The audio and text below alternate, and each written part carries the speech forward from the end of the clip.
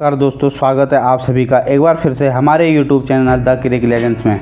तो दोस्तों, आज की इस वीडियो में बात करेंगे कल का जो मैच बारिश के कारण धुल गया था, उस मैच के बारे में। एशिया कप का ये हाई वोल्टेज मैच भारत और पाकिस्तान के बीच होता था और टॉस जीता इसमें रोहित शर्मा ने, और जिसमें एक ओवरकास्ट कंडीशन थी, उसके अकॉर्डिंग उन्होंने पहले बल्लेबाजी करने का फैसला किया। तो जैसे एक बार लग रहा था कि थोड़ा सा सरप्राइज डिसीजन था उनका, जैसे जिस हिसाब से ओवरकास्ट कंडीशन थी, लेकिन उन्होंने भारत की बैटिंग को टेस्ट करने के लिए ये डिसीजन लिया कि हम पहले बैटिंग करते हैं। और इससे ये होगी, एक तो आपकी बैटिंग लाइनअप स्विंग गेंदबाज के सामने टेस्ट होगा, दूसरा ये कि वहाँ पर अगर पिच की बात की जाए तो उस पिच पर जो पहले बैटिंग करता है ना, उसके चांसेस जीतने के ज़्यादा रहते हैं एट कंपैरिजन टू चेजिंग।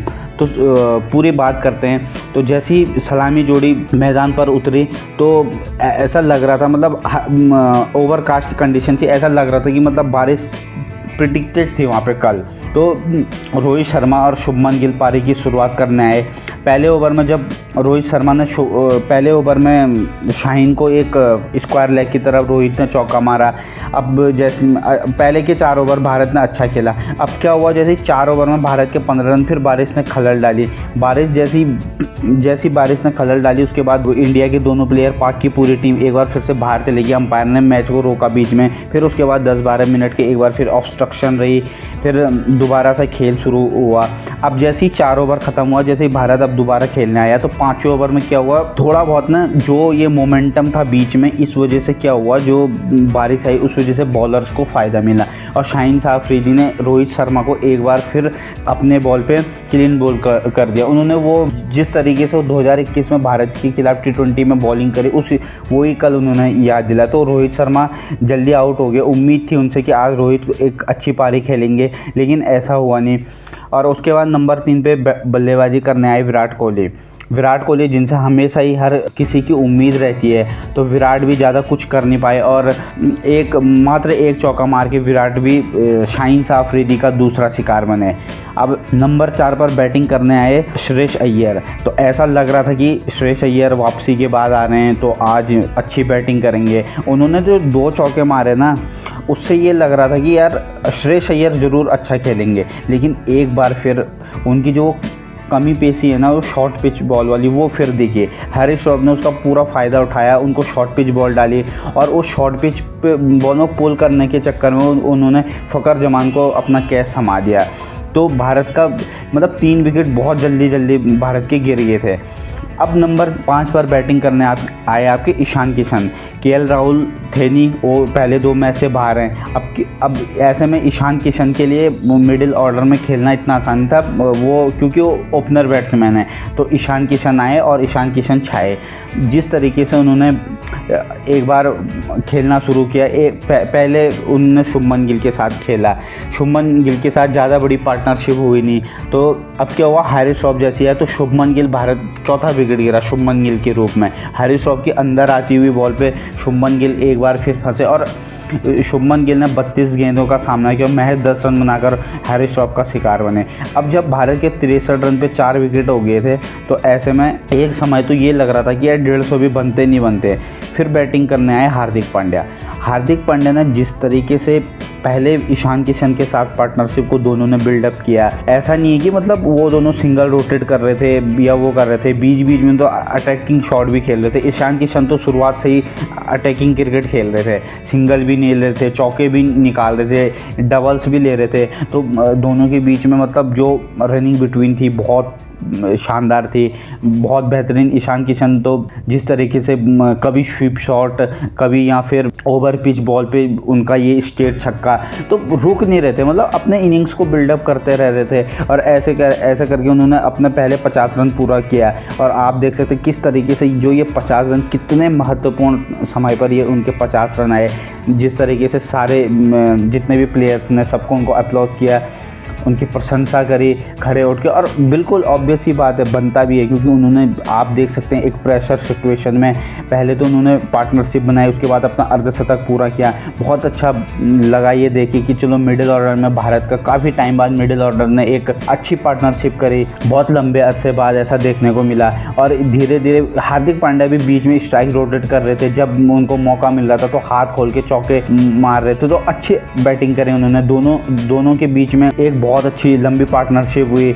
अब क्या हुआ, जैसे ईशान किशन 82 रन के स्कोर पे पहुंचे तो लग रहा था यार कि आज ईशान किशन जरूर शतक मारेंगे, लेकिन एक बार फिर जो ये शॉर्ट पिच बॉल डिलीवरी थी उसको खेलना चाहते थे, लेकिन उनके बैट के वो निचले हिस्से पे लगी और आसान सा कैच उनके कप्तान बाबर आजम को थमा बैठे। तो ये ईशान किशन के रूप में भारत का 5वां विकेट गिरा। 82 रन की बहुत बेहतरीन पारी में कहूँगा, प्रेशर सिचुएशन में ईशान किशन ने खेली।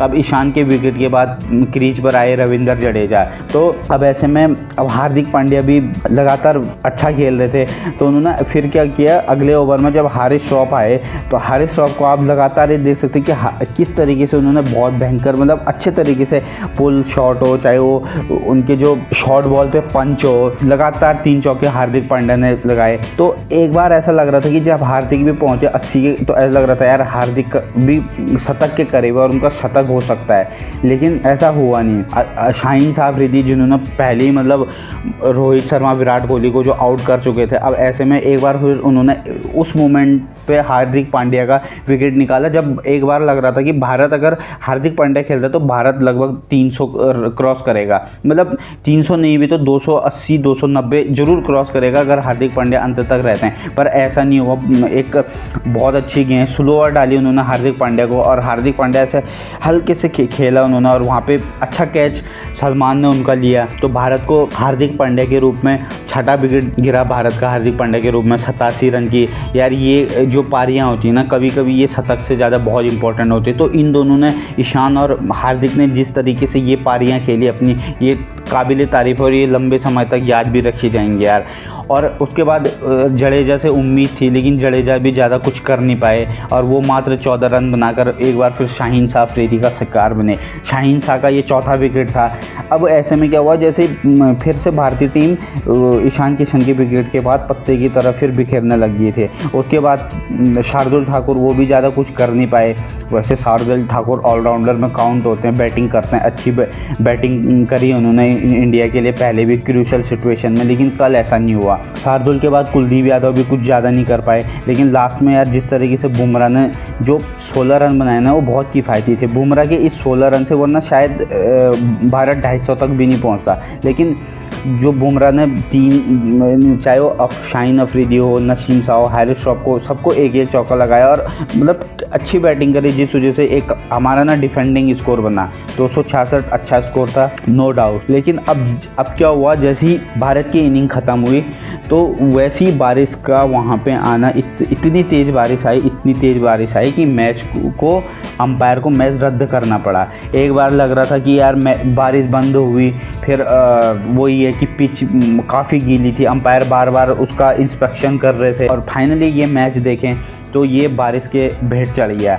तो दोस्तों भारत अब अपना अगला कल जो मुकाबला है वो नेपाल के साथ खेलेगा, और नेपाल के साथ अब ये भी है कि वहाँ पे कल भी वेदर ख़राब है, तो होता है या नहीं होता है। वैसे चांसेस अगर मैच होता है तब तो वेल एंड गुड है, अगर बाई चांस नहीं भी होता तब भी मतलब ये है कि भारत के चांसेस पूरे हैं कि वो सुपर 4 में पहुँचेगा। हालांकि पाकिस्तान ने, हम आपको बता दें, पाकिस्तान पहली टीम बन गई जिन्होंने सुपर 4 में क्वालिफाई कर लिया है। अगर कल भारत जीती है तो 10 सितंबर को एक बार फिर से भारत और पाकिस्तान का मुकाबला देखने को मिलेगा। उस पर हम बिल्कुल अलग वीडियो लाएंगे। पहले कल का मैच देखते हैं, कल का मैच में क्या भारतीय टीम करती है नेपाल के अगेंस्ट। तो दोस्तों फिलहाल के लिए हमारे इस वीडियो में इतना ही। हम आपके लिए फिर अभी और अपडेट लाते रहेंगे आगे क्रिकेट की। हमारे चैनल को शेयर कीजिए, सब्सक्राइब कीजिए और बेल आइकन को प्रेस कीजिए, ताकि जब भी हम वीडियो लाएंगे तो वो आपको शो हो जाए। तो दोस्तों धन्यवाद।